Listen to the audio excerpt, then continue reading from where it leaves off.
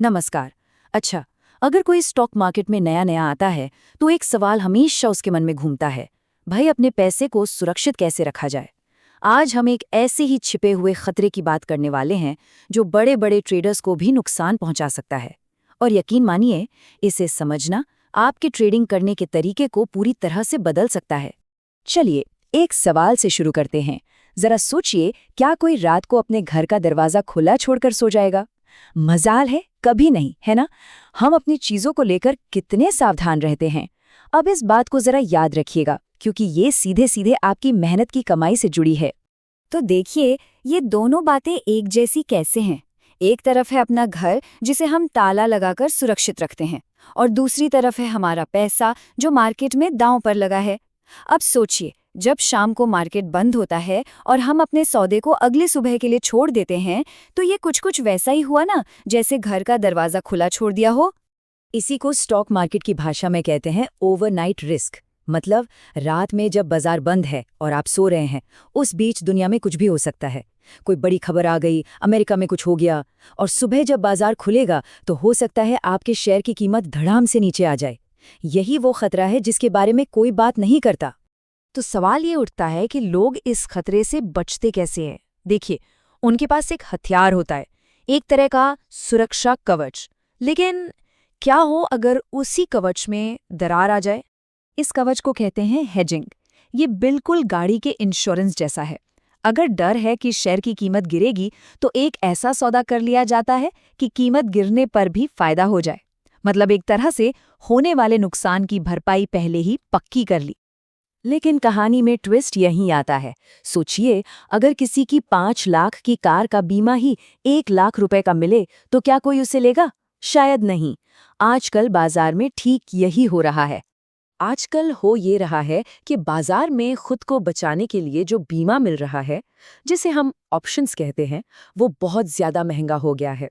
मतलब नुकसान से बचने का खर्चा ही इतना है कि वो खुद एक नुकसान बन जाता है। ये तो वैसी बात हो गई कि बारिश से बचने के लिए सोने की छतरी खरीद ली।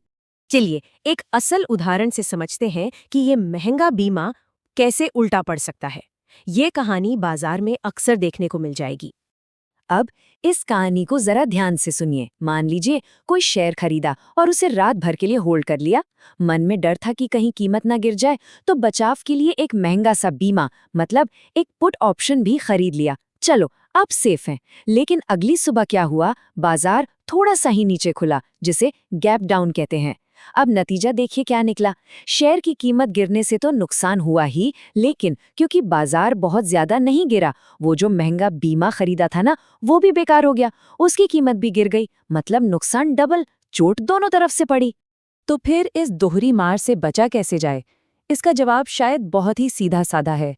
अगर रात में खतरा है, तो क्यों ना दिन के उजाले में ही अपना काम खत्म कर लिया जाए। देखिए, ये एक लाइन पूरी कहानी बता देती है। अगर बाजार दिन में ही पैसा कमाने के शानदार मौके दे रहा है, तो भाई रात भर का सिरदर्द पालना ही क्यों है। दिन में ट्रेडिंग, जिसे इंट्राडे कहते हैं, उसके फायदे बिल्कुल साफ हैं।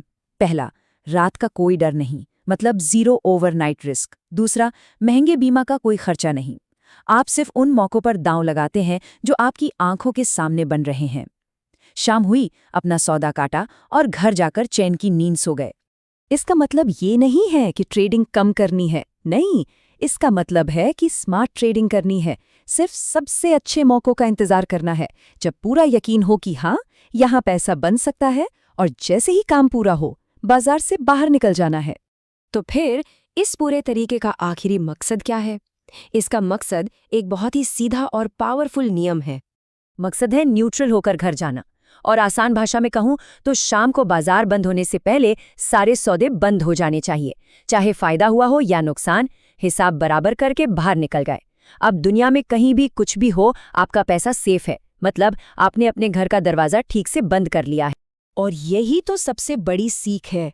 हम हमेशा सोचते हैं कि कितना मुनाफा कमाया, लेकिन ये भूल जाते हैं कि जो पैसा हमने डूबने से बचा लिया, वो भी तो हमारी कमाई ही है। अपनी कैपिटल को बचाना ही सबसे बड़ा मुनाफा है। तो मैं आपको इसी सवाल के साथ छोड़े जाता हूँ।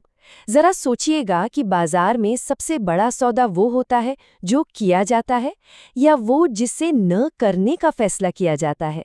जरूर सोचिएगा इस बारे में।